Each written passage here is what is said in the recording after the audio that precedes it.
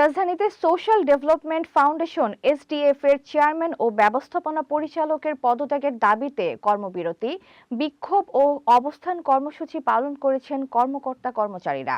বৃহস্পতিবার তার কার্যালয়ের সামনে জড়ো হয়ে এক দফা এক দাবি স্লোগান দেন। মোহাম্মদ শাহজালাল ভুঁইয়া উজ্জ্বলের তথ্যচিত্রে বিস্তারিত। আপনারা খোঁজ নিয়ে দেখবেন, সবার সাথে কথা বলবেন।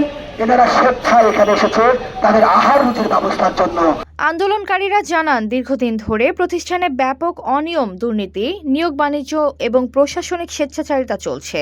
তাদের অভিযোগ, এসব বিষয়ে একাধিকবার অভিযোগ করলেও কোনো কার্যকর ব্যবস্থা নেওয়া হয়নি।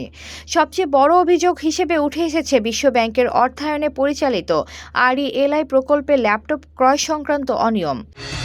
ঘরে বা ইন্ডাস্ট্রিতে মেঘনা স্টার কেবলস, বিশুদ্ধ কপারের নিরাপদ কেবলস, আপনার নিরাপত্তার সঙ্গী। ৯,৬০০ টাকা পান, যাকে ১ টাকাও ঘুষ দিতে হয় না। এই ৯,৬০০ টাকা একজন গর্ভবতী মায়ের, একজন প্রসূতি বোনের অবলম্বন, তার কাছে আকাশের চাঁদ পাওয়ার মতো সে আনন্দিত হন।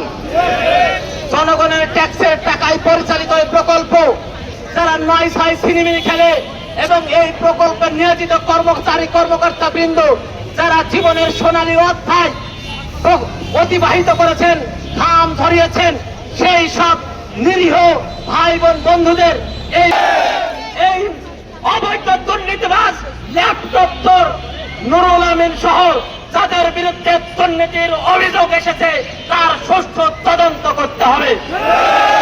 তাদের এই পদত্যাগের দাবি শুধু এই এসডিএফ এর কর্মকর্তা বৃন্দের নয়, 18 কোটি মানুষের দাবি।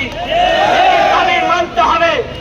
HPL UPVC pipe and fittings, শক্ত, মজবুত ও দীর্ঘস্থায়ী, এক পাইপে জীবন পার।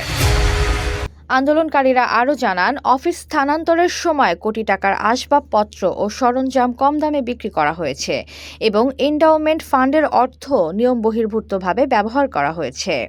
তারা সতর্ক করে বলেন, এসব অনিয়মের কারণে বিশ্ব ব্যাংকের সঙ্গে দীর্ঘ 25 বছরের সম্পর্ক হুমকির মুখে পড়েছে এবং প্রকল্প বাস্তবায়নেও অনিশ্চয়তা তৈরি হয়েছে।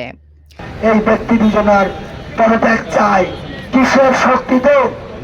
কিসের শক্তিতে যারা থাকে ভাই ক্ষমতায়, বুঝি না আমি।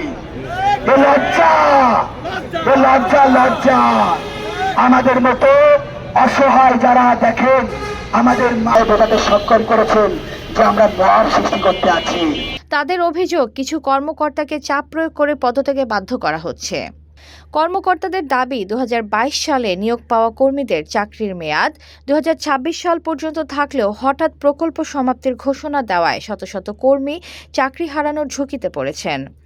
বিক্ষোভকারীরা জানান, দ্রুত সময়ের মধ্যে সংশ্লিষ্ট মন্ত্রণালয় ব্যবস্থা না নিলে তারা কঠোর কর্মসূচিতে যাবে এবং প্রতিষ্ঠানের কার্যক্রম আরও অচল করে দেওয়া হবে। এতক্ষণ আপনাদের সাথে ছিলাম তামান্না ইসলাম তন্নি। প্রতিদিনের নিউজ আপডেট পেতে আমাদের সাথেই থাকুন।